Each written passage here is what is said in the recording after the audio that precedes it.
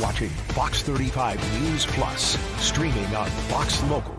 Well, good morning to you and welcome into Fox 35 News Plus. I'm Garrett Weimer, and thanks for joining us on this Friday morning, live on Fox Local and on YouTube. We've got a lot going on this morning. I want to let you know some of what we can expect. Coming up in about 11:30, we expect to hear from the U.S. Attorney General Pam Bondi, speaking at the U.S. Attorney's Office in Tampa, talking about recent enforcement actions addressing threats of political violence. So that's coming up in about half an hour or so. We will take you to that news conference live when it does begin.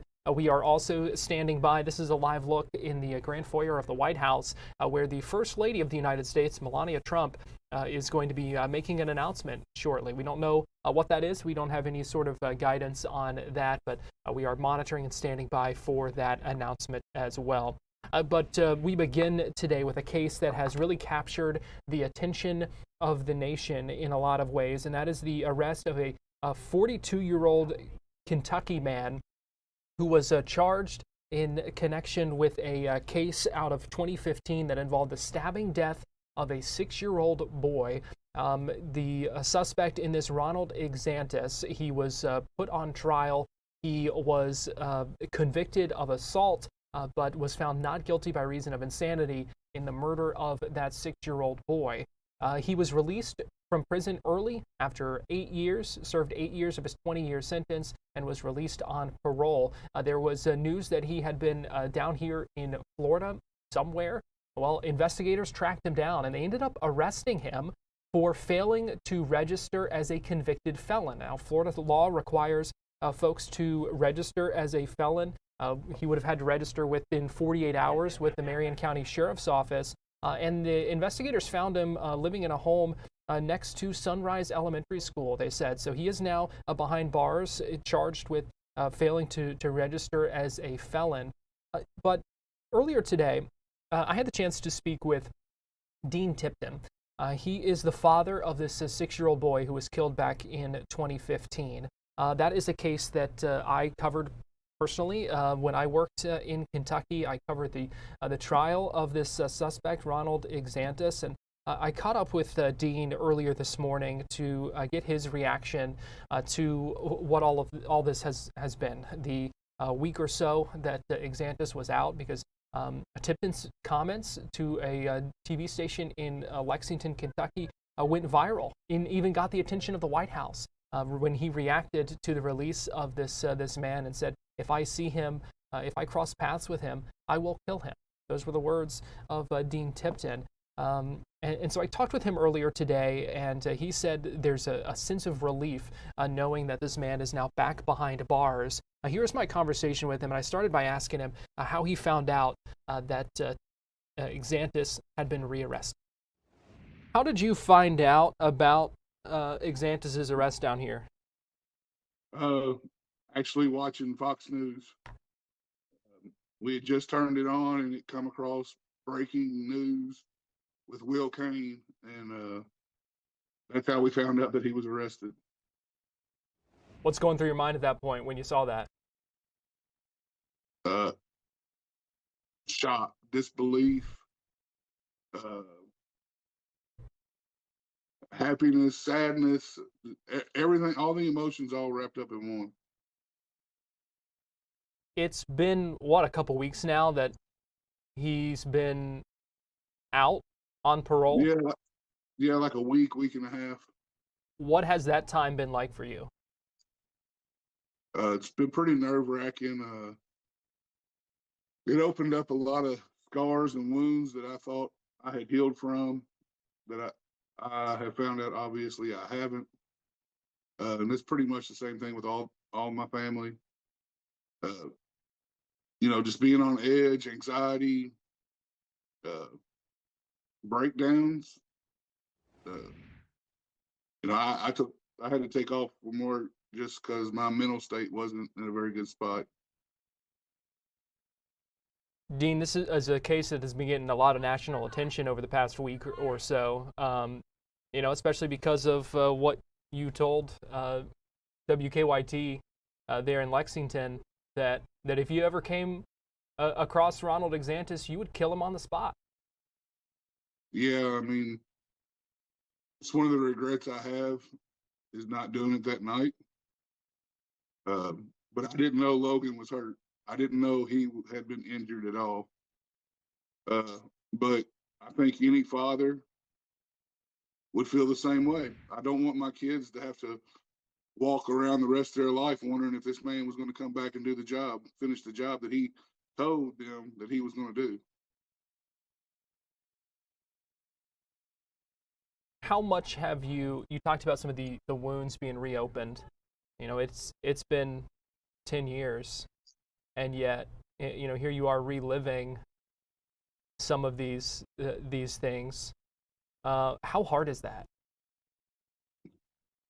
It's like reliving December 7th all over again, that whole time period, and maybe a little worse because, you know, during that time we had adrenaline going. You know, this time it was just all a shock and kind of caught us by surprise. And it's just sickening knowing that he could get out the way he got out. Let's talk about that a little bit, because I was in the courtroom for the trial. I was there that late night, early morning when the verdict was read, and I remember some of the confusion over the verdict and how he would be able to be convicted of assault, but found not guilty by reason of insanity for the murder of Logan. And I'm just curious what you've kind of learned about the justice system through this whole process. You mean the unjust system? Mm-hmm. That's what it is. There was no justice. There was no accountability for who killed my son. Pretty much we were told nobody did it.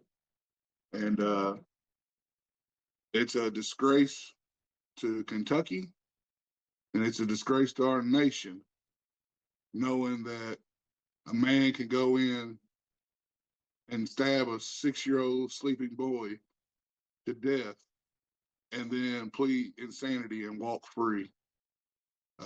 We know he didn't walk free because he got the time for the assaults, but he walked free from the murder of my son. And then after all that, only spending 8 years behind bars before being released on parole. What do you think of that part of it? Yeah, they say this MRS, whatever the hell this law is that they created, was for nonviolent criminals. How in the world is he deemed a nonviolent criminal, even though it doesn't show on his charges that he had murdered somebody? How do you nonviolently assault somebody with a weapon? That makes no sense to me. Dean, your family's been getting a lot of support on social media from folks all across the country. We know the White House has said they have been looking into this case.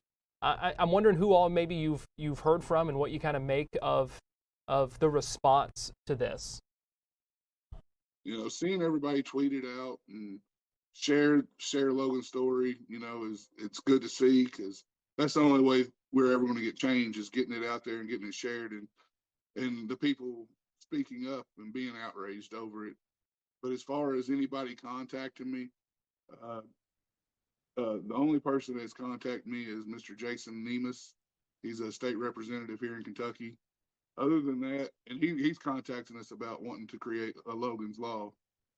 But as far as the justice system, the DOJ, the president, our governor, nobody has contacted us and told us anything. We found out that he was rearrested or was arrested in Florida through the news. Nobody has contacted us that, hey, he's back in jail. You all can, you know, breathe a sigh of relief right now. We are finding everything out on our own through social media, and I'm disgusted with Kentucky by not reaching out to us. And I want to thank the state of Florida and Marion County for doing what Kentucky wouldn't do and putting the monster, back behind bars. Dean, I want to talk about Logan for a minute. He was 6 years old. It's been almost 10 years. He'd be, what, 16? Driver's license, all that, those things that you think about with turning 16. And I'm curious how much you think about that and the kid that he would be today if it weren't for what happened on December 7th, 2015. I think about this every day. I think any parent would think about their son every day, but I often wonder how big he would be. I see his teammates that he played football with in kindergarten. I see them all the time, and they're sophomores and juniors in high school, and I see how much they have grown. And I often wonder, how big would he be? What would his personality be like now? I think about him a lot. What do you want people to know about him? As we focus on what happened to Ronald Exantus here, but don't want to lose sight of your son. What do you want people to know about Logan? He genuinely had a good, loving heart. He loved everyone, and I know that sounds crazy, but we would be in the grocery store and he'd disappear on us. You can imagine me and my wife with 5 kids running around, and he would disappear, and I would catch him in the next aisle hugging some stranger that I didn't even know, telling him that he loved him. And that's who Logan was. A quick story. His Sunday school teacher told me this, and this was like 2 weeks before December 7th that he had done this. But he was at Sunday school, and they were writing down what they were going to give Jesus for his birthday, for Christmas coming up. And Logan hadn't written anything down, and the Sunday school teacher asked him, he's like, "Logan, why haven't you written anything down?" And he said that he had done given Jesus his gift. He had done gave him his heart, and that was coming from a 6-year-old boy. So that right there should tell you what kind of kid he was. Yeah, it gives you some comfort too, I'm sure. Yes. Dean, what do you want people to know? And what's next? What's next for y'all as we continue to kind of keep an eye on this situation? Of course, we want to go through and try to push Logan's Law. We want people who we really want to abolish the insanity plea altogether. But if that can't happen, we want these people to be held accountable, not be set free back on the streets. They need to be put somewhere where they can't hurt anybody. And other than that, I would like to see him this monster brought back up on charges federally. He crossed state lines and he committed a felony murder. And we've done research on it. It's called dual sovereignty. And from what I understand, they can charge him again federally if they choose. Well, he is now behind bars. We will see where things go from here. Will y'all sleep a little bit better tonight? Absolutely. Absolutely. What's the bottom line? What do you want people to know?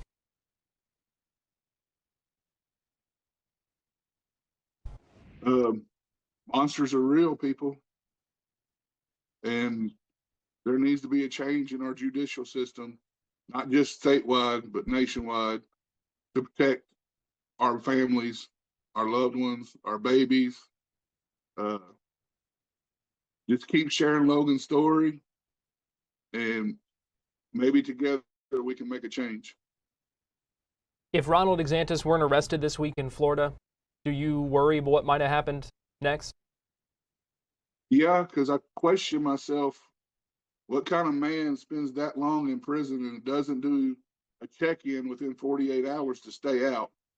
I honestly think he was going to run. I believe he was going to try to disappear because this story's everywhere, and I think he was going to try to disappear.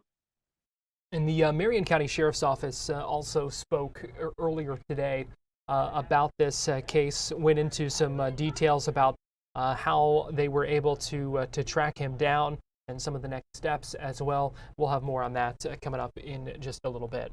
We're going to take a break here on Fox 35 News Plus, but we'll be right back.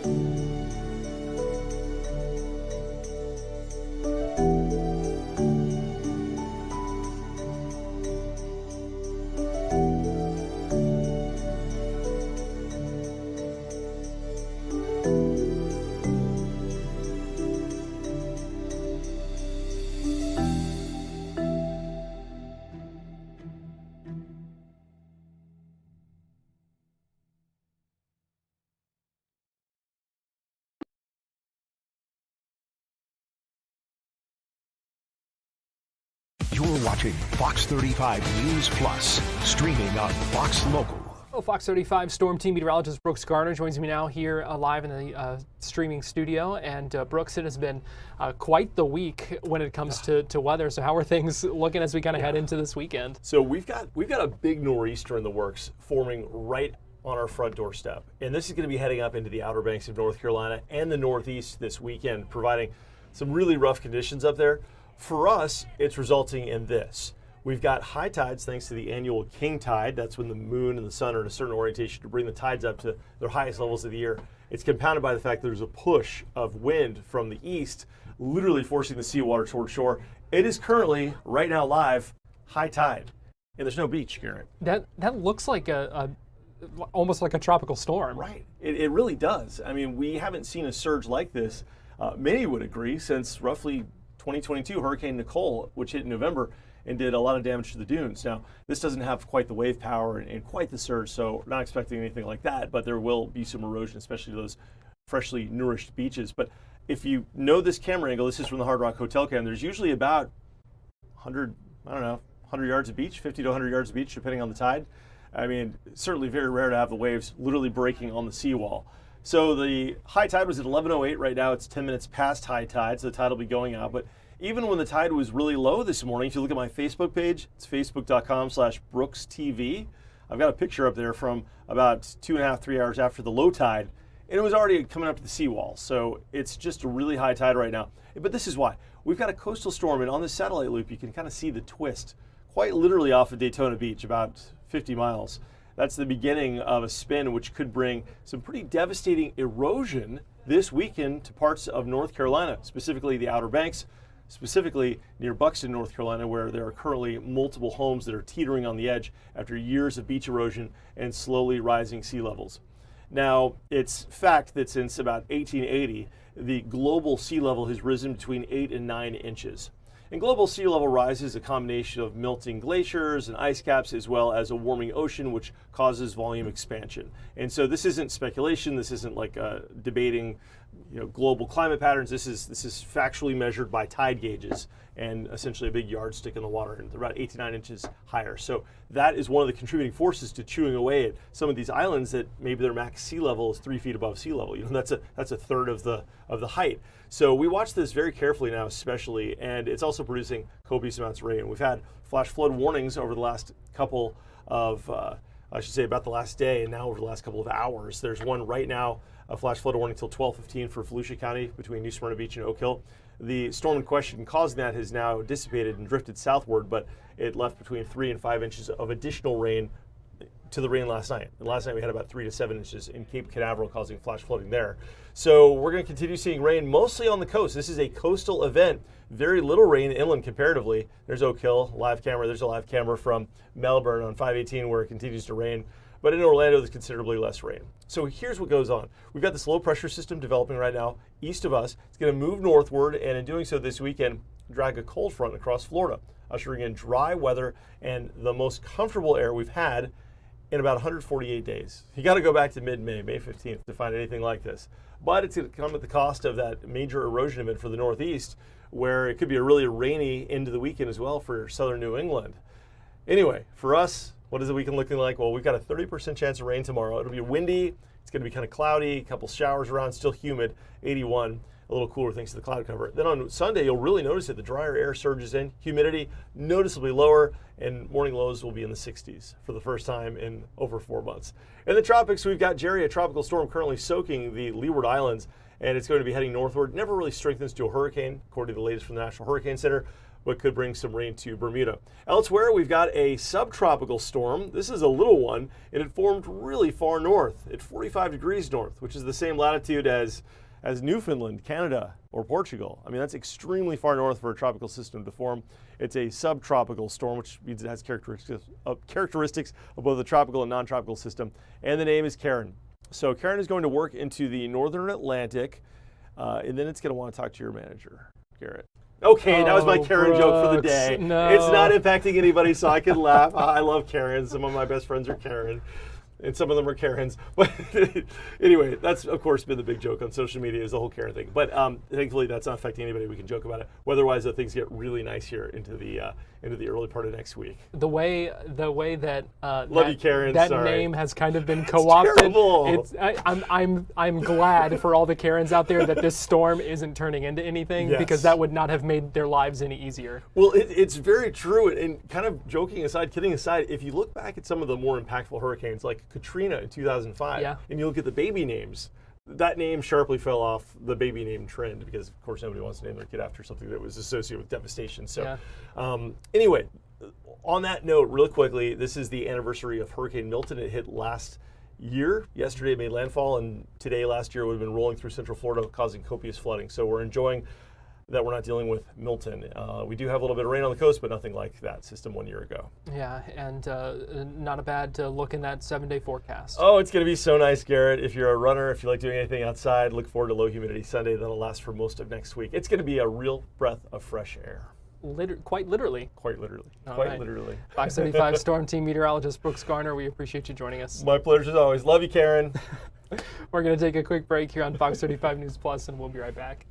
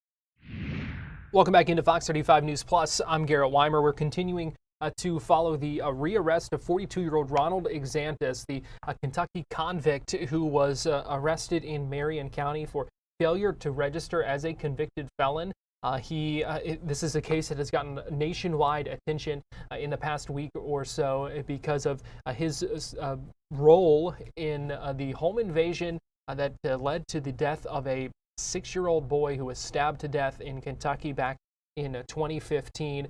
Ronald Exantus served 8 years of a 20-year sentence, was placed on parole and released from custody. Florida law requires him to register as a felon within 48 hours. Apparently, he did not do that. And so investigators were able to put him back behind bars because this is a case, as I said, that has really gotten a lot of outrage from folks at every level, people across the country. The Attorney General, the governor weighed in on it. The White House said they were looking into it because of his early release from prison. We just got the body camera video showing the moments that Exantus was arrested at a home in Marion County that is next to Sunrise Elementary School, just a few blocks away from Horizon Academy. This is that body camera video just into our newsroom from the Marion County Sheriff's Office. Bring them all the way back. I don't know if I did. He's coming back. Put your hands behind your back, Ronald. Yes, sir. What's going on? What's going on? Yes, sir. You have anything on him? No, sir. Pretty tight. All right, man. You do have a warrant for your arrest out of Florida, okay? We'll talk about it in a minute. Yeah, I'll call it out. I just don't want that to become. He's good. Double up. So that video showing the moments he was placed in handcuffs. We did hear just a little bit ago as well from the Marion County Sheriff's Office that conducted and made that arrest. Here's Lieutenant Paul Bloom telling us more about this situation. We want to just give you an update. I know we had an overwhelming amount of questions and folks trying to seek more details about the arrest of Ronald Exantus. It's been in national news, I know, and even up to the White House looking into this case. So we want to just give you a few updates here real quickly. This week, Wednesday night, we received information that he may have moved to Florida, and that was a concern to us and more specifically to Marion County. Our intelligence unit began immediately investigating this, looking into it, and learned that yes, in fact, he was living here. And after further check and looking into his case, we realized that he had failed to do one thing, and that was register here as a felon. In Florida, they have 48 hours to register as a felon, and he had failed to do that. Beyond that, a more shocking and disturbing point of this was that he had set up residence immediately next to an elementary school. When I say immediately next to it, there is a fence between his house and the elementary school, and that was it. So for us, it was a priority, and our intelligence unit and the teams out there jumped right on this and began surveilling the house, waiting to see what was going on. We put detectives between that school and his house to make sure nothing bad happened, and we're not taking any chances. He was located and arrested. He didn't seem to understand why he was being arrested, but they arrested him and put him in the Marion County Jail. This, for us, we believe is going to be also a violation of his probation. And our hope here is that he is sent right back to Kentucky, where he came from, and as a violation of his probation, and taken off of our streets. This case, we've seen just an overwhelming amount of messages and notes from folks in support of this, that were glad to hear this. Parents here locally that were just shocked to find out that their child was going to school right next to where this guy felt like he was going to set up his homestead. So, and even folks from Kentucky that have been reaching out to us overnight, family of the victim, Logan Tipton, that was killed by this man, they reached out to us in appreciation.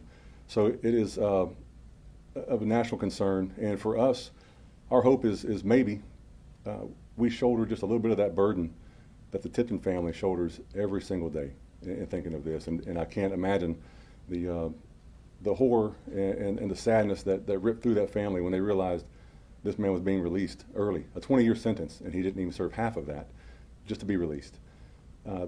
It just reignited a nightmare for them, I'm sure. And so our part here is hoping that we can just shoulder some of that burden, put him back behind bars where he belongs. And the outrage that we've seen from this nationally, I think stems from a few things. It stems from the seemingly loss of common sense in a judicial system in some places to turn somebody like this back out into the public. It's also a willful disregard of the will and the desire of we the people. I know I can speak for we the people here in Florida do not want this type of person out on our streets, around our children. And I think I can speak for the we the people in Kentucky when I say they don't want that either, just from what we've heard and what we've seen from them. So our hope is that this person is back behind bars, stays behind bars, and that in the end, common sense rules out, the will of the people rules out, and he does not get to see the light of day, not in this state and even in Kentucky.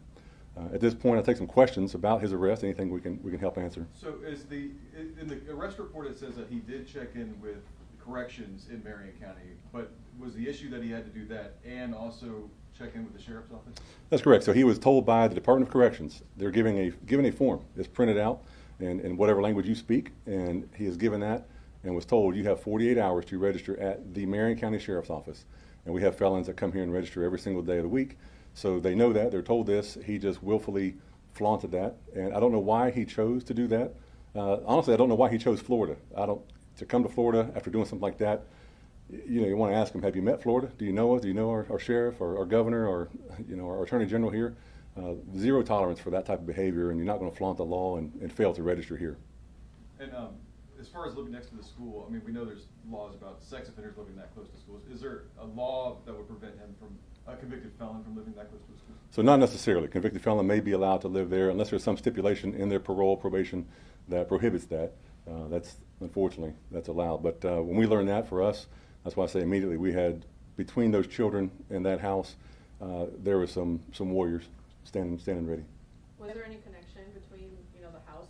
Did he know someone there, or was someone that he had close to him in the area, or really don't know? We believe he had family there, and that's where he was staying. It doesn't, I don't know, to take away any of the shock factor from that, but just happened to have family right next to him. And I say right next to a middle school. When you look at it on the map, it's pretty shocking. What information exactly did you guys receive that led to the start of the investigation, if you can tell us? So for us, this person was high importance. He's being released. This is national news. And many of you, like myself, I watched, I think Tuesday, the interview with the family, and just heartbreaking to hear a father have to talk about this. And when we learned he was coming from to Florida, potentially, through intelligence channels, we were curious. All of Florida was on alert. And why he chose Marion County, I don't know. Maybe because he has family here. But for us, yes, we sprung right into action and took quick action. And once he failed to register, we worked closely with our state attorney, Bill Gladson, his team. They were able to obtain a warrant for his arrest and put him in handcuffs quickly. Have you been in contact with, I don't know what body would be in Kentucky, but the law enforcement there about him actually going back there? Yes, so the probation board there is aware that he has been arrested here, and those conversations will happen about him potentially being extradited back to Kentucky. Violating the law here and failing to register is a misdemeanor offense, but the violation of probation offense is out of Kentucky, so he could potentially be being moved back to Kentucky to face those charges. Him living near schools, is it known if it was on purpose? Was he planning on doing something, possibly? We'd like to think he was not planning on doing something, but I'm sure that's what that probation board in Kentucky thought, that he's fine. He's only served part of his sentence. We'll turn him loose back in the public because maybe he's not a child murderer anymore. But for us, like I said, we the people, we don't believe that, and we don't want to tolerate that. There's consequences to actions, and unfortunately he was not facing those, in our opinion, and I think in the national opinion. So we don't know that can't say that he was planning to do something. We weren't going to allow him the opportunity to plan something. Do we know that living close to a school is a violation of his term of his probation? From what we can tell, that his probation did not specifically prohibit him from being next to a school or children, and in our opinion, that's unfortunate as well. If you have murdered a child, why would you be allowed to be around children again the rest of your life? But not our decision. There's no timeline for when or if he might be sent back to Kentucky right now?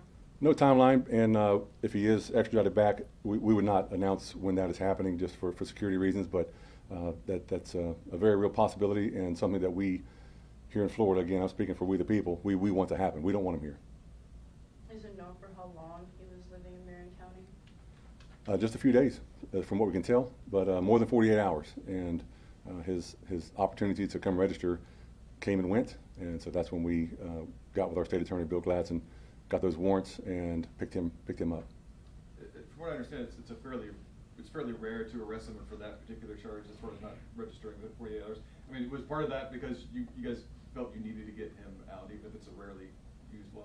For us, this does happen. That law, if you fail to register as a sex offender, fail to register as a convicted felon, yes, we have specific teams that this is all they deal with. We have a sex offender unit, we have a violent crimes unit, and yeah, if you fail to register, we are going to come get you no matter what the case. This case, however, was even more high profile. There's more of a microscope, more of a national microscope on this gentleman, and I use that term loosely with gentlemen, but we were looking at him very, very closely, and when he violated, yes, we're on that. We're going to get him behind bars. All right, any other questions? Yes. So I feel like it's not uncommon for people to get released early. Why do you think this case is having such an eye with national level news? Well, I think the reason this reached national level because it offended all of us in the common sense region of our brains to say, why would somebody be allowed to, very violently murder a child? I don't want to talk about the details of that murder. It's sickening.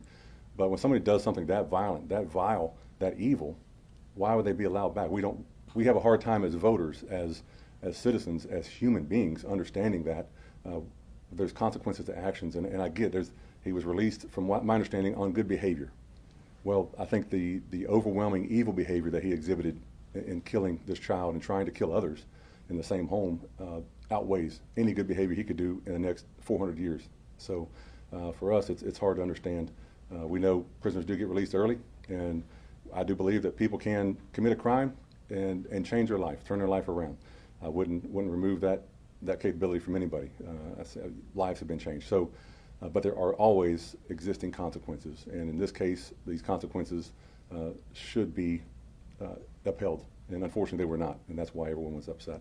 Can you talk about the importance when it comes to public safety of, registering and also sex offenders and things like that, the importance of doing that? So it is important that felons register and sex offenders, and we publish this information. It's out there publicly. Florida is wide open. We want you to know where the bad guys are at and the offenders are living, because most of us in this room, a lot of us are parents ourselves, and I want to know who's around my children and where I'm safe, where I may not be safe. And so for us, yes, it's part of the law, but beyond just being the law, it is another factor where the citizens, all of us, we just want to live in peace. And how do we do that safely is knowing where our felons are at. And so when they fail to register, when they want to flaunt the law, there's got to be consequences. They have to go back in and face those consequences. So for us, yes, extremely, extremely important. Did he say that he thought he had complied? As in, because he checked in with with the corrections department in Marion County, but not with the sheriff's office. Did he say that he thought he had followed it? He was surprised when our detectives came upon him and arrested him. He was standing in his garage, out in his driveway, and when we spotted him, and I think his first words were he didn't know why he was being arrested.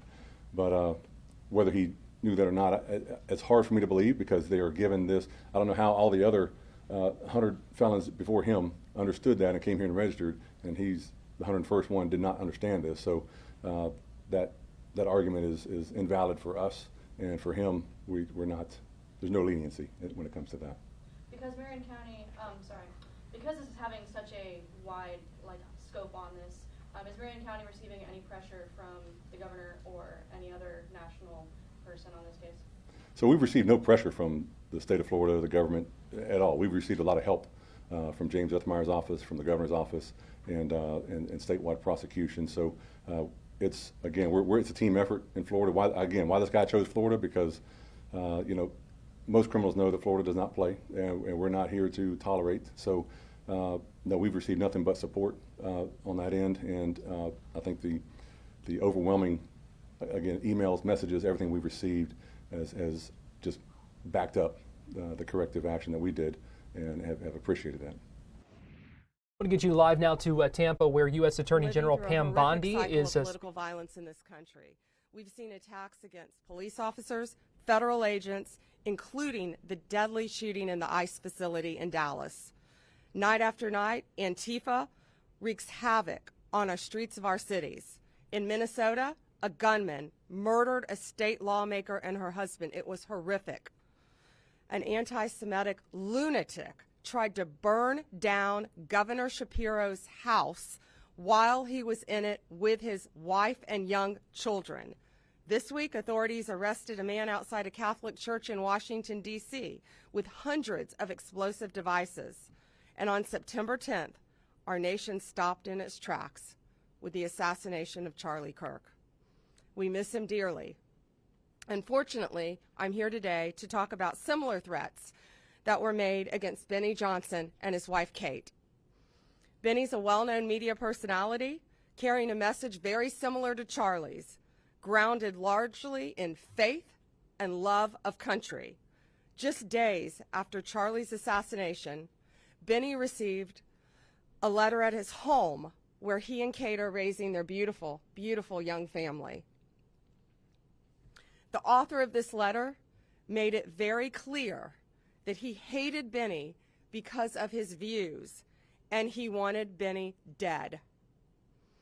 This was a coward hiding behind a keyboard who thought he could get away with this. That's why we're standing up here today. You are not going to get away with threatening people in this way. And I'm proud to announce that we have arrested the author of this letter. George Isbell Jr. was taken into custody this morning, and we are charging him federally with mailing threatening communications. It is a crime, and if convicted, he is going to prison.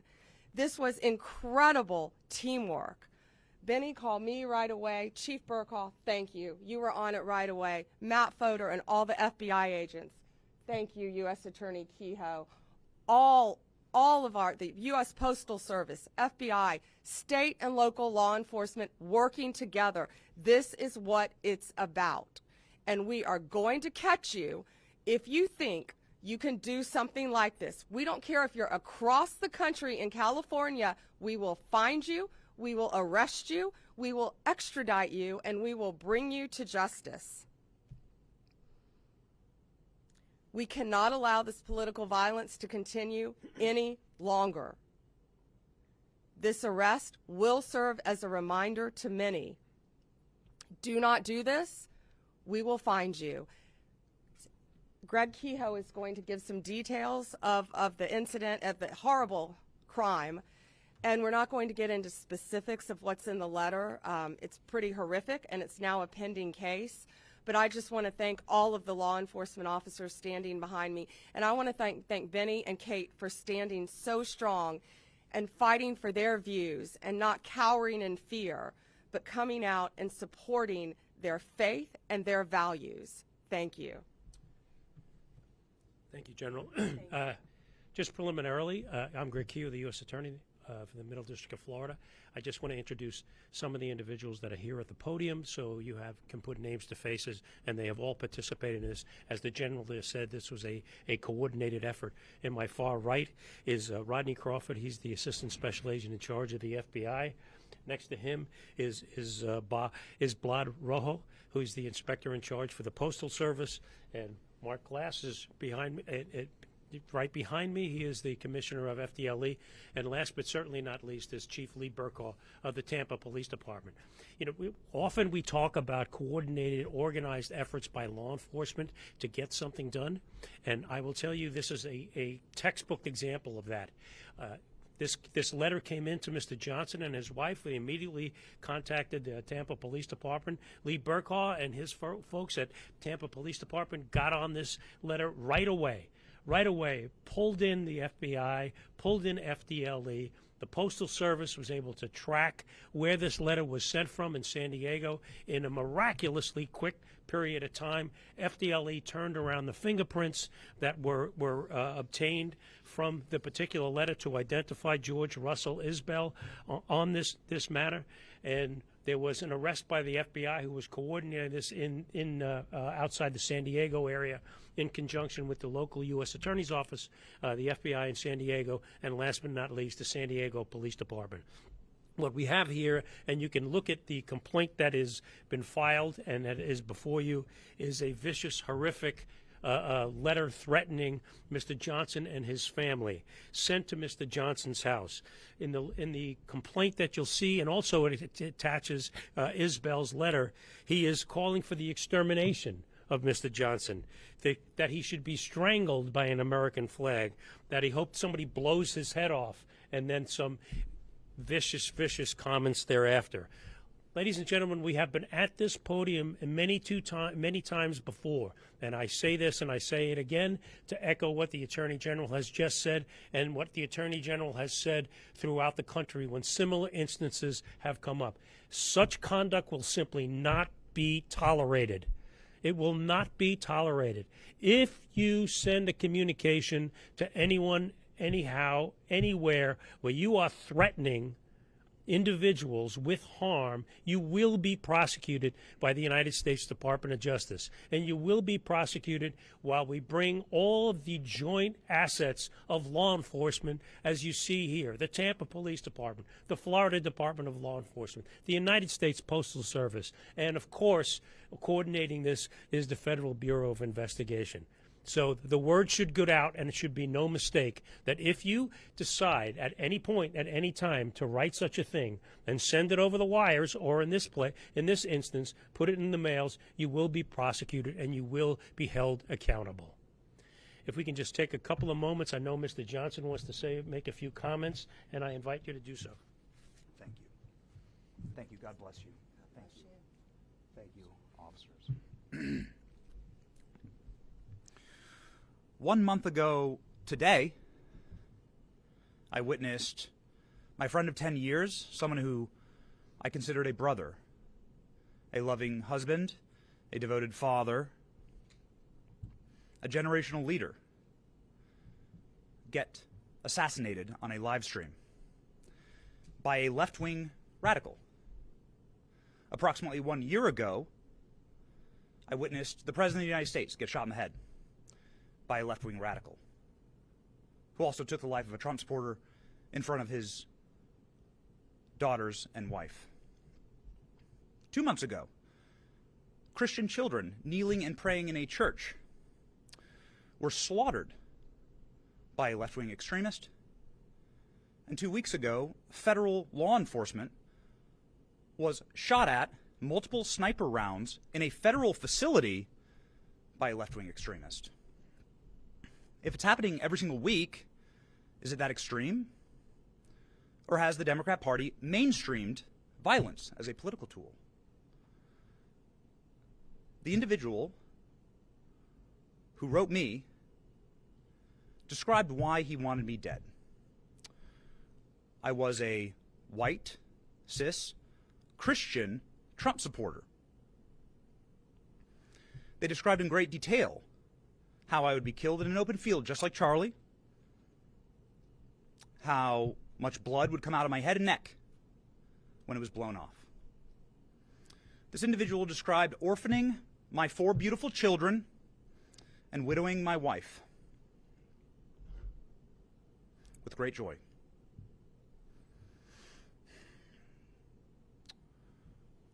You might want to say, another left-wing radical, another extremist. And to that, I would like to direct your attention to the state of Virginia, where Democrats have nominated and are about to vote for the chief law enforcement officer in that state, a man who has done the exact same thing. An individual who's calling for the assassination by bullets of Republicans that he disagrees with. The killing of their children. The slaughtering of, as he says, little fascists. Are my 4 innocent, beautiful children little fascists? Violence has been mainstreamed by the Democrat Party. It is not extremist, it is mainstream. And we need a moment of reckoning here. This has to stop. This cycle must end. Is any Democrat courageous enough to disavow violence? To call for individuals that espouse these things, like what happened to my family, or what's happening in Virginia, to call for those kind of candidates to step down? Will Democrats vote for that? Because if you're voting for that, then implicitly you're encouraging it. You're endorsing it. I don't want political violence. I want peace in my nation. I love this country. I want to be able to debate like Charlie did. I want to be able to raise my family in peace. That is our birthright. But you cannot make peace with evil as a Christian. You cannot unite with people who want you dead. I want unity in this nation. I want to be able to agree on more than what we disagree on. But for that first to happen, we must understand the battle. We are fighting good versus evil, darkness versus light. And good must conquer evil. Do not make peace with evil. To that end, and in conclusion, I would like to thank federal law enforcement, Pam Bondi, Kash Patel, Dan Bonjour, detectives here, with professionalism, courtesy, swift and tact. They were able to act instantly in order to make sure that my family was safe, potentially to preserve the lives of my children, and they're doing that for families all around the country in many different ways. Every American should unite behind that cause.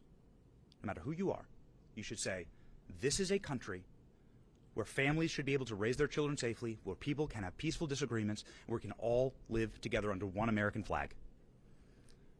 I just want to profoundly thank the Trump administration and federal law enforcement and local law enforcement for saving my family. I will never forget it. It is the greatest goodness that has ever been done to me. And that is a thing that every American can get behind. The Trump administration making America safe again. God bless them. Thank you. We'll take, do you want to, you have a few questions? Attorney General. Wait, I'll go left to right. Okay. Attorney General, I do know that it's unfortunate what happened to your family in that letter, but he just described that this is solely put on by the Democratic Party. Do you see it that way, that this is something that is caused by the Democratic Party? No, and I just talked about what happened in Minnesota to a Democrat, what happened in Pennsylvania to a Democrat governor. No, this was a left-wing radical, absolutely. The same type of person who murdered and assassinated Charlie Kirk. That's what we're talking about here today. But it doesn't matter who you are. If you commit an act of violence, a written threat through the mail, we are going to find you. These men behind me are going to hunt you down and find you. This guy thought he got away with this, and he thought he could hurt Benny and his family, and it's not going to happen. We have open cases, other open cases all over this country, and we're going to find you. Any other question? Yes, hey. Sure. A couple questions. One is just about the case itself. Does this fellow, was he found to have any means of carrying it out? Did he have firearms? Okay. This is an ongoing investigation. The man is in custody. I will defer that question until the appropriate time because it is still very much under investigation and following all the leads that we possibly can. And that's a very good question. Sure. Just during Charlie Kirk's funeral, the president said, I disagree with Charlie. I hate my opponent. I don't want the best for them. Would you encourage the president, just given what we're talking about here and the seriousness and how people take every word and use it to reinforce their preconceived notions about people? Someone crazy could act on words like that. Would you encourage the president to not say things like that? The president said nothing about violence, absolutely nothing. And that was in response, I believe, to amazing Erica Kirk talking about her forgiveness. And he was saying how brave and bold she was and how difficult it is to forgive the person who assassinated. No, I'm not worried about that because that was not said. That was not said. No act of violence was said. If anyone is sending a threatening communication through the mail like they did to Benny Johnson, we're going to find them and we're going to prosecute them. It doesn't matter what side of the aisle you're on. Thank you all. Have a great weekend. Thank you. Pam Bondi wrapping up there after speaking about a threat made against conservative influencer Benny Johnson and an arrest now made in that case, talking about that mailed letter. We're going to take a break here on Fox 35 News Plus, but we will be back at the top of the hour with more news coming up here on Fox Local.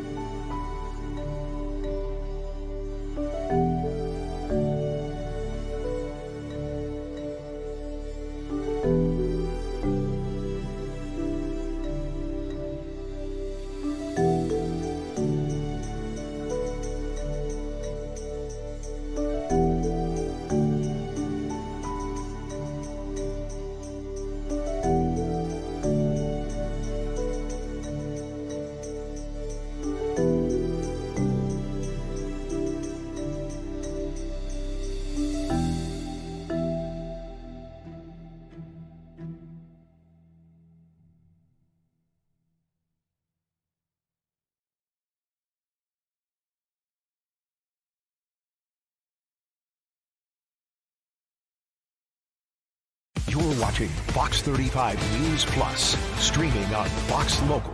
Welcome back into Fox 35 News Plus. I'm Garrett Weimer, and thanks for joining us on this Friday morning, or it is now afternoon, Friday afternoon, live on Fox Local and on YouTube.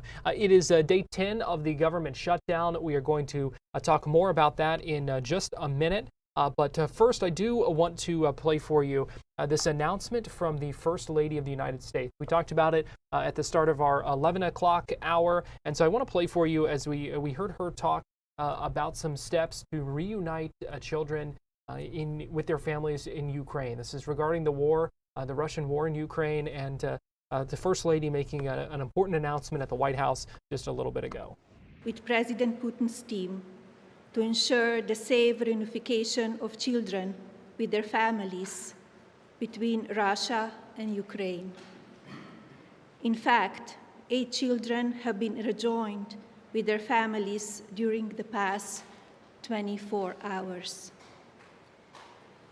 Each child has lived in turmoil because of the war in Ukraine. 3 were separated from their parents and displaced to the Russian Federation because of frontline fighting. The other 5 were separated from family members across borders because of the conflict, including 1 young girl who has now been reunited from Ukraine to Russia. I have learned a lot about this matter during the past 3 months.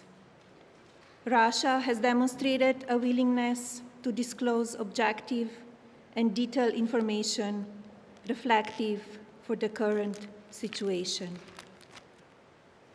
The Russian Federation provided biographies and photographs of each child involved in this week's reunification, along with an overview of the social, medical, and psychological services afforded to the Ukrainian children. Further, I was provided a detailed report which verified the identities and circumstances of these 8 individuals. The US government confirmed the facts contained within this document are accurate. It is important to note the original verification report was jointly prepared by the Commissioner of the Verkhovna Rada of Ukraine for Human Rights and Office of the Russian Presidential Commissioner for Children's Rights. As First Lady, this is an important initiative for me. It is built on shared purpose and lasting impact. My ongoing mission is twofold: to prioritize, to optimize a transparent, free-flow exchange of health-related information surrounding all children who have fell victim to this war, and to facilitate the regular reunification of children with their families until each individual returns home. Additionally, I have raised concerns regarding those who were minors at the time they were displaced by the war, but have since reached adulthood and currently reside in Russia. Given the dangers of traversing this war-torn region, their safe return requires coordinated assistance. Accordingly, Russia has agreed to rejoin the individuals who have turned 18 within a short period of time. Again, this remains an ongoing effort. Plans are already underway to reunify more children in the immediate future.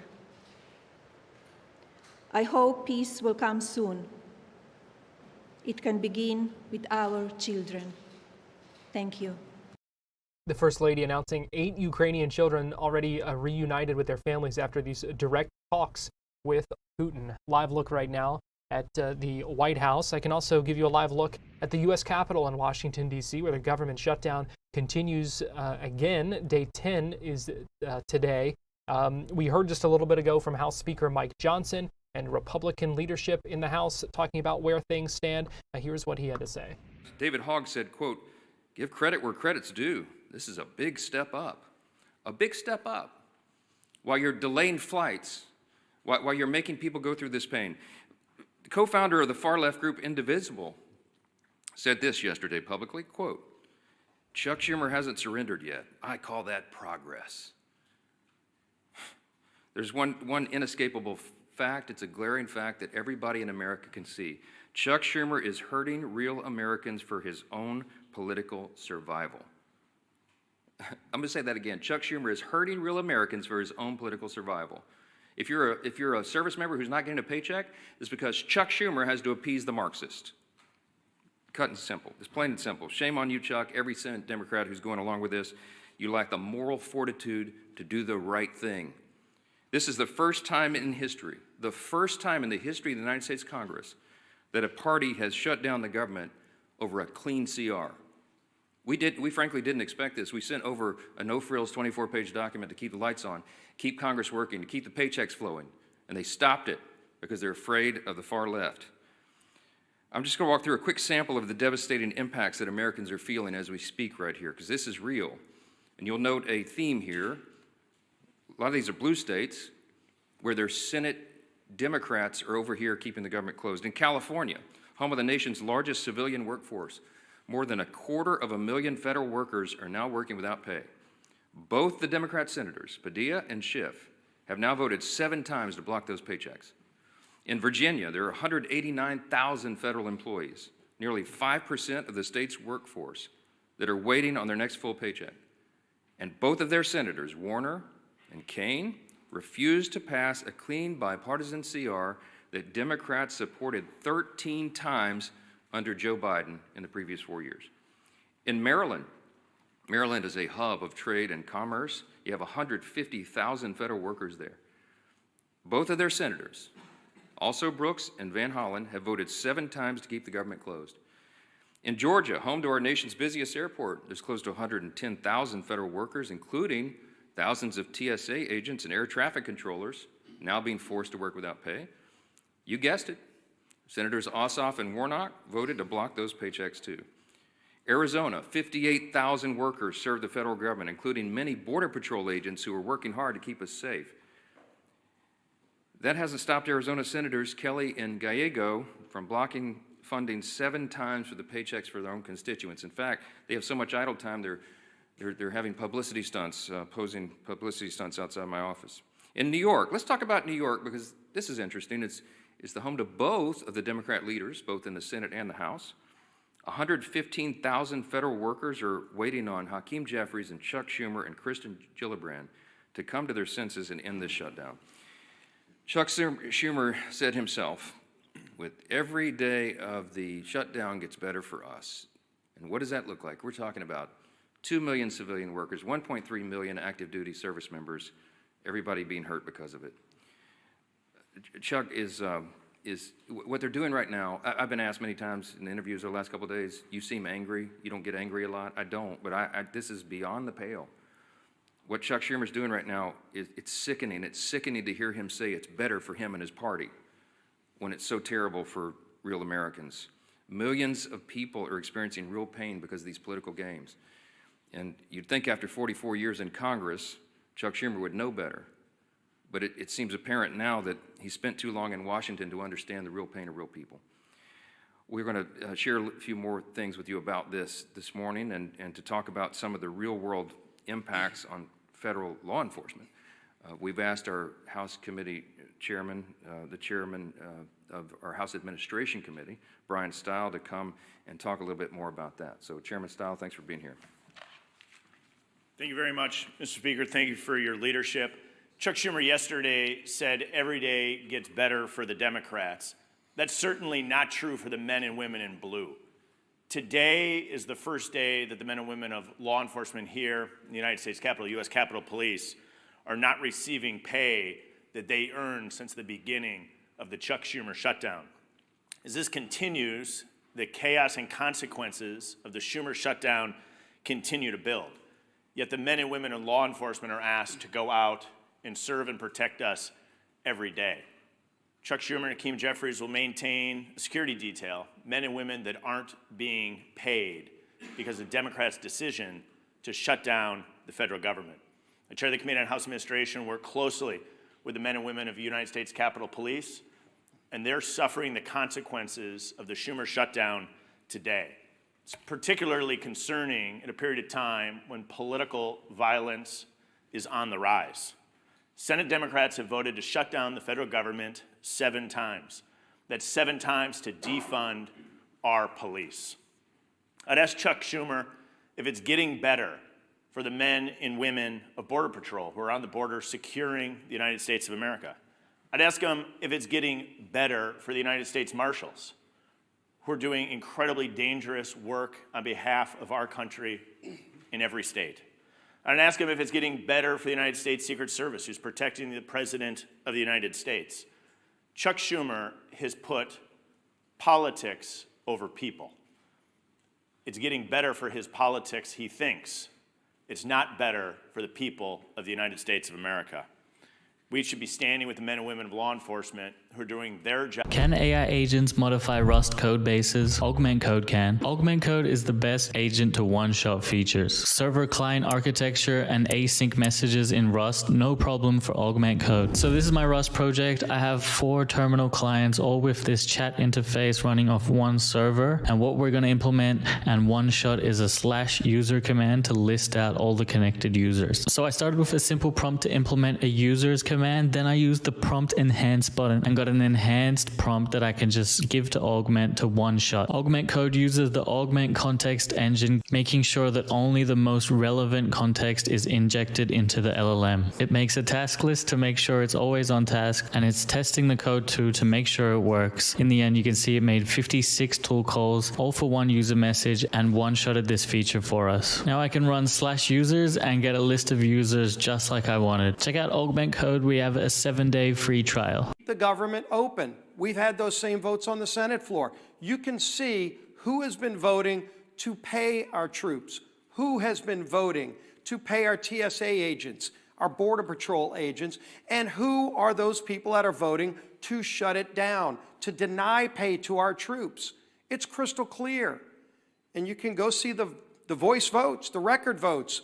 Members of Congress, House and Senate, have actually cast votes over and over again on whether they want to keep it open or shut it down. You don't have to wonder about a blame game. Gee whiz, both sides are blaming the other side. Just go look at the votes. There have been actual votes in the House and the Senate, 8 different times now between the 2 chambers to open the government down. And Republicans have said, yes, let's keep the government open while we negotiate our differences. And Democrats continue to say no so they can appease their radical base. And so as Chuck Schumer denies pay to millions of federal workers, we know roughly at least 1 in 3 of every service member in America lives paycheck to paycheck. Now, should they get solace in knowing that they're risking their lives, some of them overseas, while their families are here, and on Monday, when we get to the date where paychecks would be cut, the government will still be shut down, and they won't even be getting a paycheck on the 15th. Rent will still be due, mortgages will still be due, car notes will still be due for those service members risking their life. Should they take solace in knowing that at least it's a good day for Chuck Schumer? At least Chuck Schumer feels like the shutdown's working good for Schumer. That's not going to give solace to any of those families. Instead, it actually increases the anger of the families all across America who are seeing the real cost of this shutdown. They know who's voting to shut the government down, but now they're feeling direct pain. And the only thing they hear from Democrat leaders that keep voting no is, oh, it's a good day for us because the far left is patting us on the back. Do they really need a participation trophy to feel good about themselves while they inflict pain on millions of people? It's disgraceful. And as the speaker pointed out this morning, one of the other things that's being reported now is that one of the dates it looks like they're holding the government hostage over is the 18th of the month, where they're having this Hate America rally in Washington. And Democrats want to keep the government shut down to show all of those people that are going to come here and express their hatred towards this country that they're fighting President Trump, that they're keeping the government closed as if it's something to be proud of.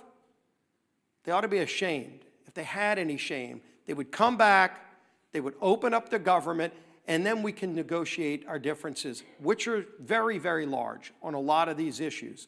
But in the meantime, we all know who's doing this. The votes are crystal clear. The public can go see who's voting to keep the government open, who's voting to shut it down.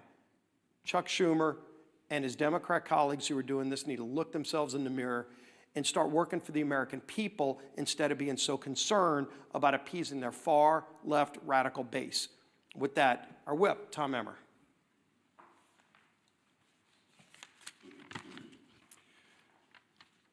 I'm going to go back to Chuck's words again. Quote, "Every day gets better for us. You reopen the government and we lose our leverage. The point of this shutdown is not just suffering for suffering's sake, but to make a point." These are actual quotes from Chuck Schumer and Senate Democrats over the last week.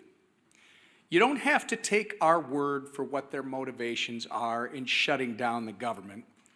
They are spelling it out for you and all of us.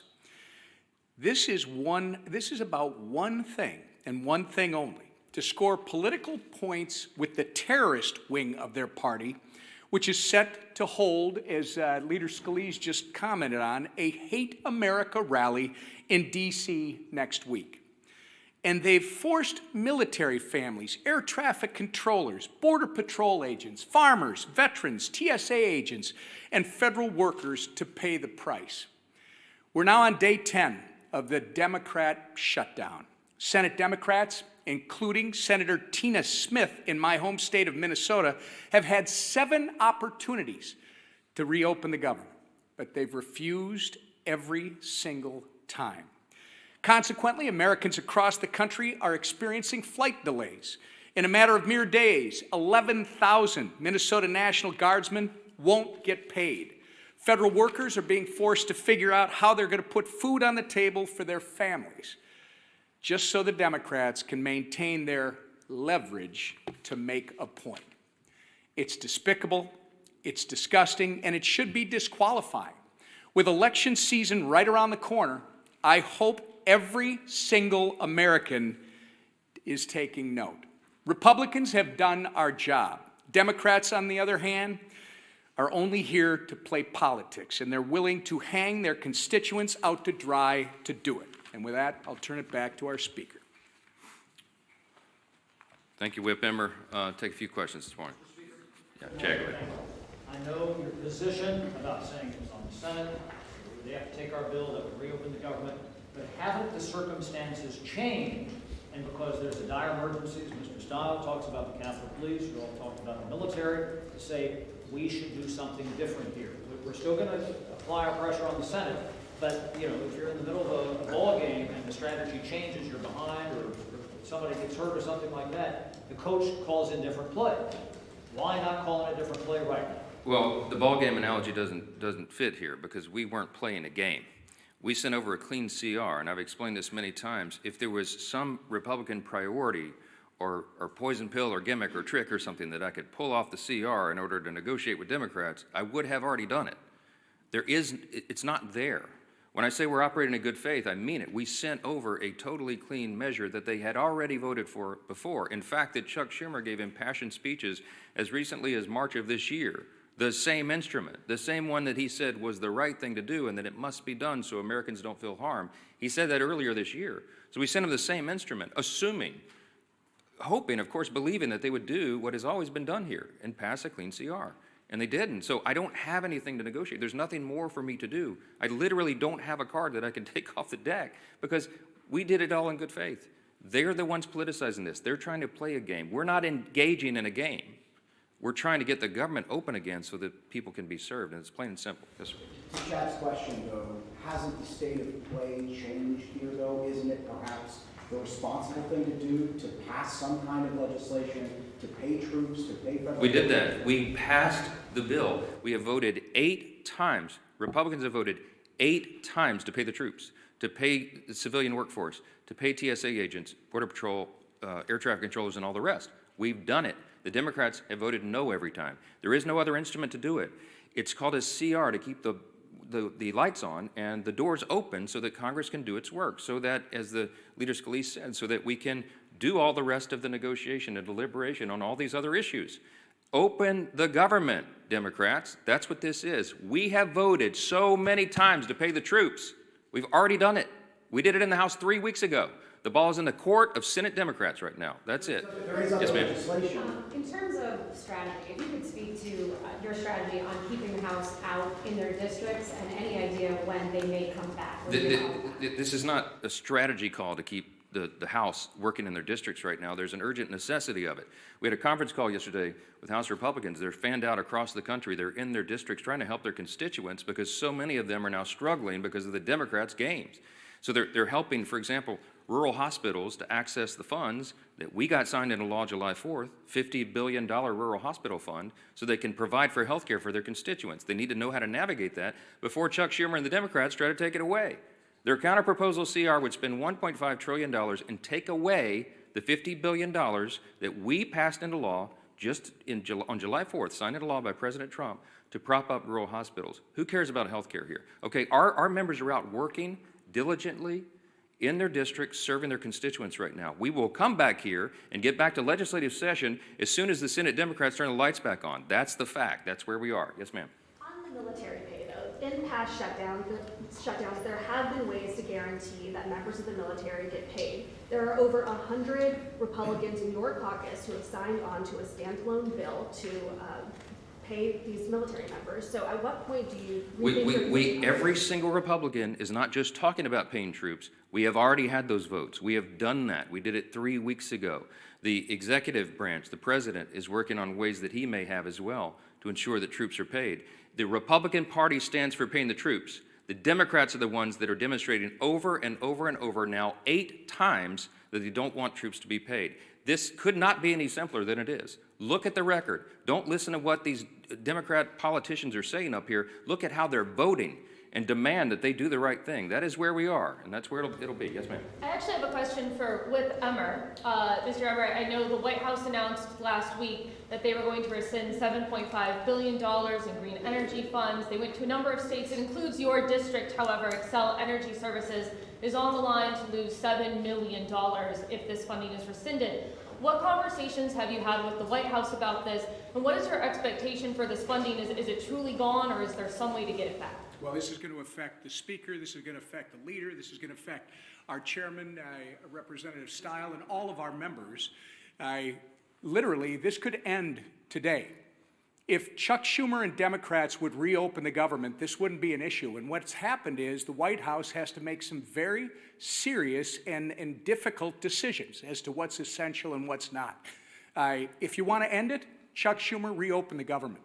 So, sir, your understanding is the White House will continue with that funding when the government reopens? I would suggest that you call Tina Smith and ask her why she wants to keep the government shut down and put all this at risk. Is there a breaking point, like 2 paychecks missed, 3 paychecks, 4 paychecks, where you all change your strategy and say we're going to bring House Republicans back and negotiate before the government's reopened? I would like you to ask that identical question to Chuck Schumer. We have done the work in the House. We are awaiting them to do theirs. This is a 2-body, 2-chamber legislative body. Okay? The House did its work. The House and Senate Republicans have repeatedly affirmed that. You saw the chart. 8 times now, they have voted to get the government open and get troops paid and federal civilian workers paid. Democrats have dug their heels in and said, no, no, no, no, no, over and over. They're the ones blocking the checks, not Republicans. All these questions should be directed to them and not to us. That is how this works. Thank you all for being here. We're going to take a break here on Fox 35 News Plus, but we'll be right back after this.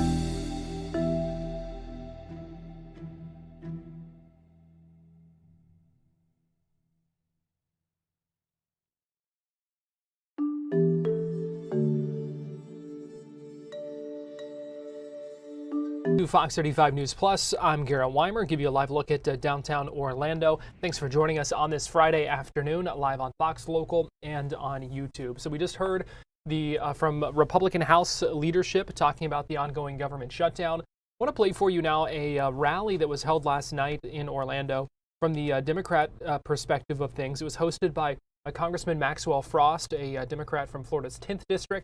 It was also hosted by State Representative Anna Escamani, a Democrat from Orlando and also running for mayor. They held this rally with some labor leaders, some healthcare professionals as well, and it was focused on healthcare as this government shutdown continues, because we know the Democrats have said one of the main reasons that they are going into this shutdown is because they want to extend the subsidies for Affordable Care Act health care plans that are set to expire. So they held this rally last night in Orlando. Here's a little bit of what Congressman Frost, State Representative Escamani, and others had to say at that. Elected officials and people for being here today as we proclaim that we want health care over billionaires. And I'm so proud to be here with organizers, elected representatives, healthcare professionals, local leaders, and working people. We're here because congressional Republicans and Donald Trump have shut down the government. And what's going on right now is very, very simple. Donald Trump and congressional Republicans would rather shut down our government than ensure people have health care. They'd rather shut down our government than ensure healthcare costs don't go up upwards of 300% for our people.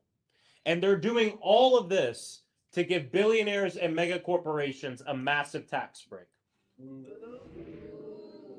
This summer, Republicans deepened the healthcare crisis in this country by passing what they call the Big Beautiful Bill Act. I call it the Big Ugly Bill, or the Big Beautiful Bill for billionaires. This bill will rip away healthcare from 17 million people by decimating Medicaid. Not only is it doing that, but it is going to destroy the nursing care system in this country. 1 in 4 nursing homes are at risk of closing because of this bill. It also eliminates $500 million from Medicare. And it also will ensure that millions of families will not be able to receive their nutritional assistance anymore. All to give billionaires a tax cut. Then we fast forward to just 8 days ago, when Republicans put a bill on the floor that would enable them to take away healthcare from more people, that would enable them to continue this authoritarian grab we're seeing across the country. But not just that, but it doesn't handle the fact that at the end of this year, if Congress doesn't do its job, we are going to see 25 million Americans have their healthcare costs go up anywhere from 50 to 300%. And then when the Speaker of the House was asked about this, he said, healthcare is an extraneous issue. We can deal with it at the end of the year. Maybe for a billionaire like Donald Trump, a bump in your healthcare isn't life-changing, but for a working family, when you receive that letter that says you're going to pay double, you're going to pay triple, you're going to pay quadruple of what you used to pay to keep your family healthy, that's a matter of medicine or food. That's a matter of a doctor's visit or being able to live in your home. It's a matter of life or death.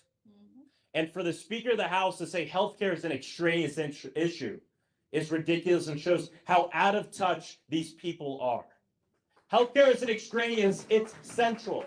It's essential. We believe that healthcare is a human right. That every person should have the ability to be healthy in this district and across the country and have the care that they need. This is about many things, but when we look at this healthcare fight, look at the state of Florida. No state has benefited more from the Affordable Care Act than Florida. We are the #1 exchange in the country. In fact, my district's one of the top 10 districts in the country. 189,000 people. If we don't do what we need to do, we'll get that letter in the mail. They will get that letter that tells them your health care is going up anywhere from 50 to 300%. And then we have someone like Donald Trump who says, we'll deal with it later. We'll wait till the end of the year. but people are already receiving those letters. In fact, my office has received tons of emails and letters from people. We've asked them, send us these letters when you get them. Tell us what it's going to mean for your life. And we've received heartbreaking testimonials from people across this district telling us that if we don't fix this, their entire life will change for the worse. We already know that we have a broken healthcare system in this country already. In fact, we don't even have a healthcare system. We have a sickness care system in this country. And what Donald Trump and congressional Republicans want to do is make it worse. And then they want to go on the news and talk about who to blame. For me, this isn't about politics. This is about a moral fight for the health of our people. But if you want to talk about who to blame, we can talk about who to blame. Who runs the White House? Donald Trump, a Republican. Who runs the House of Representatives? The Republican, Speaker Mike Johnson. And who runs the Senate? Republicans run that too. You run the whole government. You shut yourself down. You shut yourself down because you'd rather do that than make sure your people have health care. And to Donald Trump, who's saying, let's handle this in December, weeks before the end of the year, can we trust him? Can we trust him if we wait just a few weeks before it's too late? Before it's too late to make sure our people don't go even more broke than they already are due to healthcare increase. That's what this fight is about. Republicans have chosen to shut down this government because they don't want to do anything about healthcare and because they want more room in the federal budget to give their billionaire donors and mega corporations a tax break. And it's disgusting. And I'm very proud that the House Democratic Caucus and the senators are standing strong and saying, no, we will not vote for an evil bill. You guys have the majority. If you want to vote an evil bill in to take away healthcare from people, do it by yourselves. But if you want our votes, let's fix the healthcare crisis. Fix the healthcare crisis. And let's not forget, when we're talking about them shutting themselves down, let's not forget that they did this already. When was the last government shutdown? In the first Trump administration. There wasn't one the past 4 years of President Joe Biden. The last one was during Donald Trump. It seems he wants to shut the government down. The first time he said it was because of the border wall, but now it's because he doesn't want to save your health care, because he wants to help people like himself. The rich getting richer and the poor getting poorer. A tale as old as time, especially in this country. But I'm proud to be here with people who are directly impacted. I'm proud to be here with workers and labor leaders. I'm proud to be here with federal workers who during this shutdown, we're coming up to this next pay period, they will receive, many of them, partial pay, and many of them won't receive a paycheck. And then what after that? No paycheck, but they'll still be required to go to work. I just had a roundtable this morning with federal workers right in Central Florida. People who work at TSA who help ensure that we can fly safely. We're talking about people who work in our government, the Social Security Administration, that our seniors receive their earned benefit that they paid into their entire life. And Donald Trump wants to play games with that? And then he has the audacity to tell us, well, if the Democrats stand up for health care, I'm going to fire a bunch of federal workers. Brother, you've been doing that the whole year. He wants to make us blink at stuff he's already been doing. And this authoritarian president could give less of a crap about the health and well-being of our people, including federal workers. And so I'm proud to be here with impacted people, and I'm going to stop talking because I want to turn it over to a good friend of mine who's fighting the battle in Tallahassee. Please give it up for State Representative Ana Villasquimada. Thank you so much, Congressman Frost. Thank you. I think I speak for all of us when I say that we're so grateful to have your voice and your leadership in Congress, holding the line, and also showing other Democrats how it's done. And so thank you, Congressman Frost, for being that source of inspiration for all of us. My name is Representative Dr. Ana Villasquimada, and I'm so honored to stand alongside our federal workers, our directly impacted folks, and of course my fellow elected officials in calling out the Republicans for what they're doing right now. That is shutting down the government to give tax breaks to billionaires. And I want to give an even deeper perspective to this because I just got back from Tallahassee. For those who don't know, the legislative session for the state of Florida begins in January, but committee week started this week. So I just got back late last night, around midnight, and the last committee hearing I had was Human Services Subcommittee, where we reviewed the changes here in Florida to Medicaid, to SNAP, and to TANF because of the big ugly bill.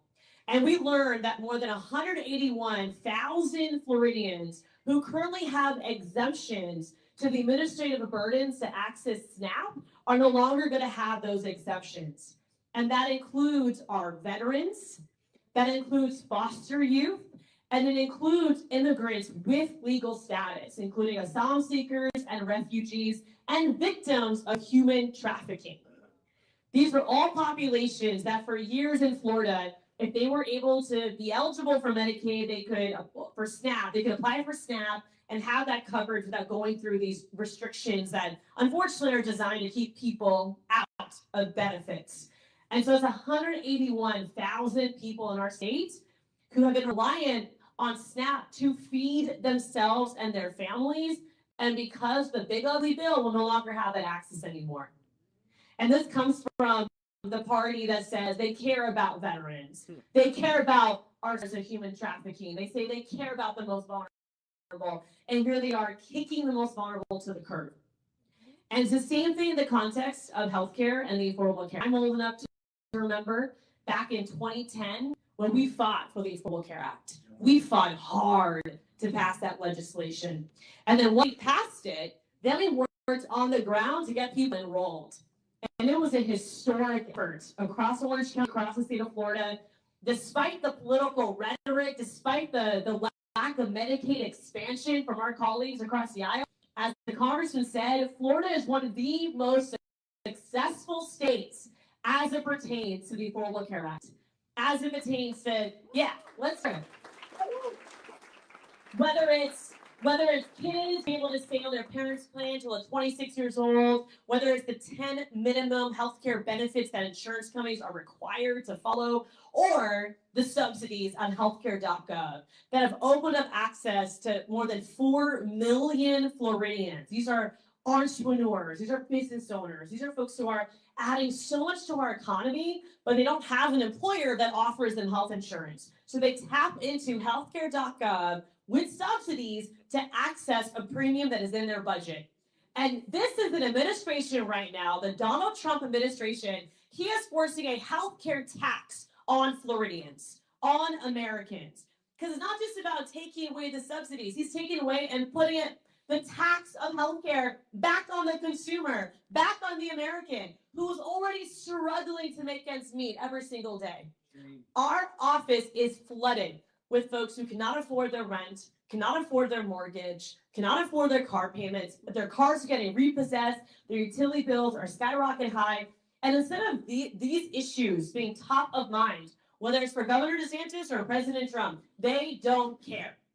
All they care about is power, control, and giving away everything they got to billionaires who will just do the same in return. And as we continue to face an economy that is further consolidated among giant monopolies, it is so important that we take a stand and that we draw a line in the sand and say, not one more. Not one more tax break for billionaires, not one more ignoring the needs of everyday Americans who are the backbone of this country, not one more federal worker being treated like trash, despite serving this country in ways that so many others will never do. And so we're going to continue to amplify this point because it's so important for every American and Floridian to know that this government shutdown is the responsibility of one person and one party. And that is President Trump and the Republican Party. And I want you to know that as Democrats, we are holding the line, not only in the state legislature, pushing back against out-of-touch extreme policies, but also, of course, supporting workers during this time, because our federal workers are going to need safety nets that do not exist anymore. And so it's up to us to support mutual aid. It's up to us to make sure that when federal workers don't get a paycheck, that they got food on the table still. It's up to us to support the charity care providers. Let me tell you, all of our nonprofit healthcare providers right now, they are scared. they don't know what they're going to do with these attacks because they have patients, whether Medicaid patients, for some million Floridians on Medicaid in this state, or the 4.7 on the Affordable Care Act, who are not going to have anywhere else to go if the Republican Party and if President Trump get their way. And so we're not going to be pushed aside. We're not going to be bullied. We're going to hold this line. And I'm so grateful for everyone who is pulling that line with us. Thank you, thank you, thank you, thank you. And one last point before I pass it over. I see my colleague has joined us. So one last point before I pass it over to Rep. Harris. I know we have some amazing providers and union workers to hear from. I just want to provide some clarity. The big ugly bill, alongside just the status quo in this country, has never allowed immigrants without status to access the Affordable Care Act subsidies, period. I want to make that very clear. So the misinformation, the individual...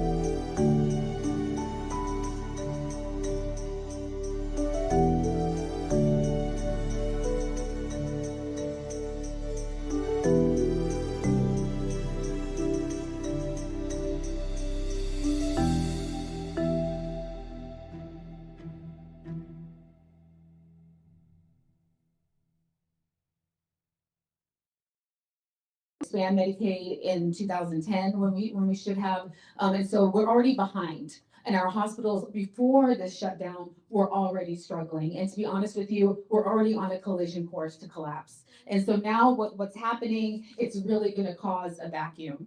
And when that vacuum opens up, what's going to happen is you're going to get a lot of private equity firms that are going to step in, especially in rural areas. Rural areas are already struggling. Maternity wards are having to shut down.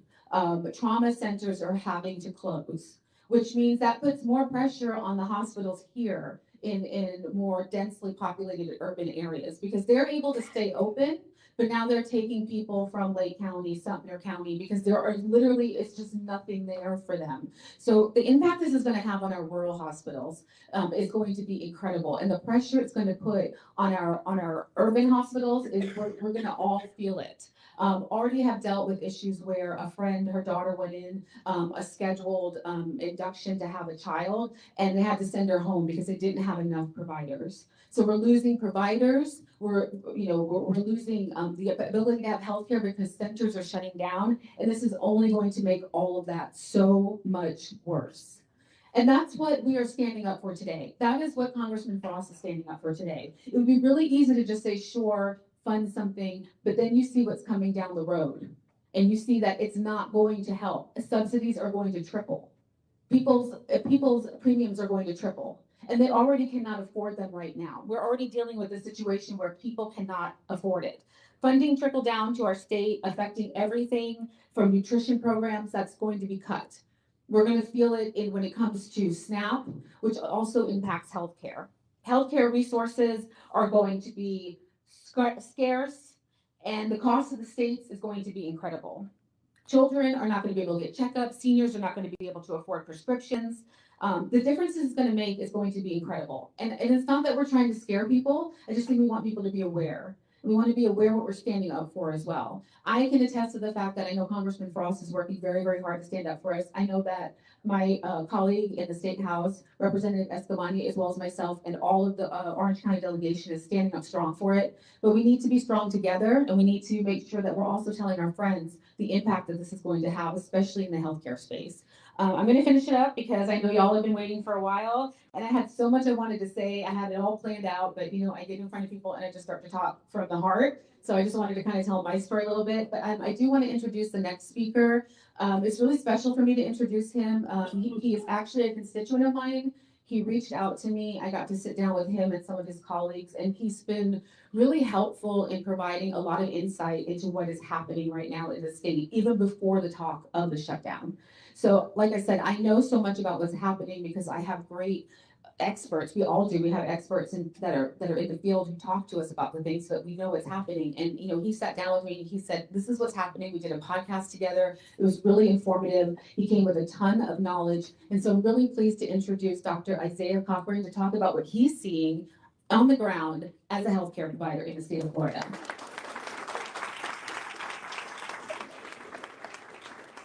Thank you. I'm happy to see everybody, but unhappy to be here under these circumstances. I am only 32, but I've been involved in the healthcare fight since I was about 15 due to medical issues that I had. And I have to say, we keep pushing, we keep fighting to make a difference, but every time we make a little bit of progress, we have some steps back.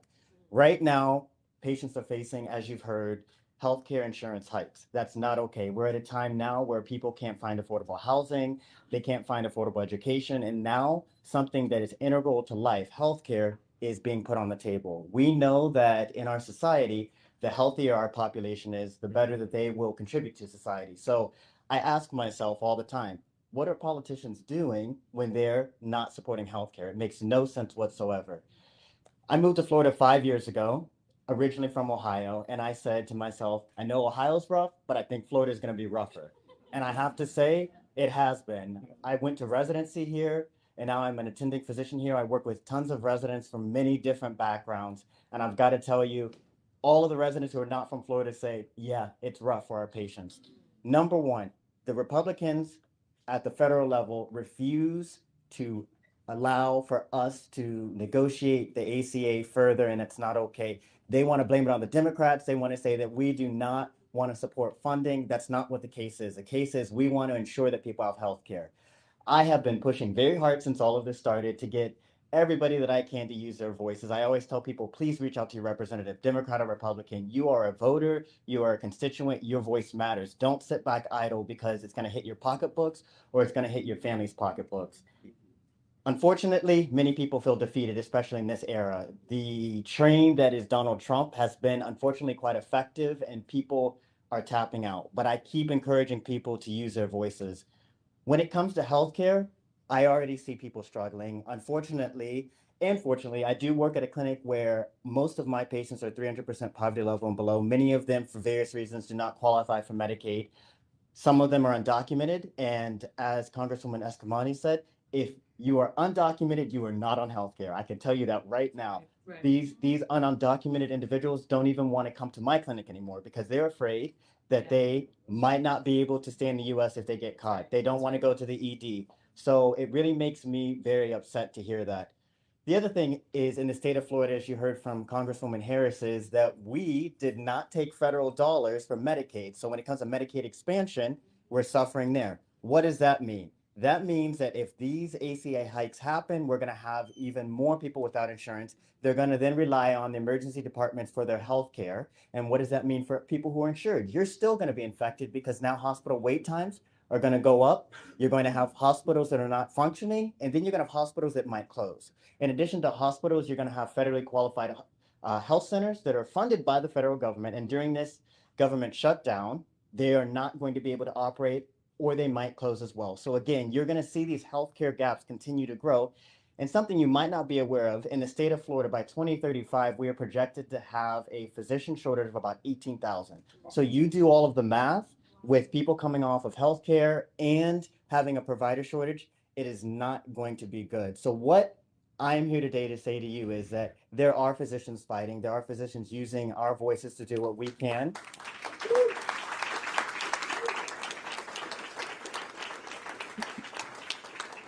And I look forward to continuing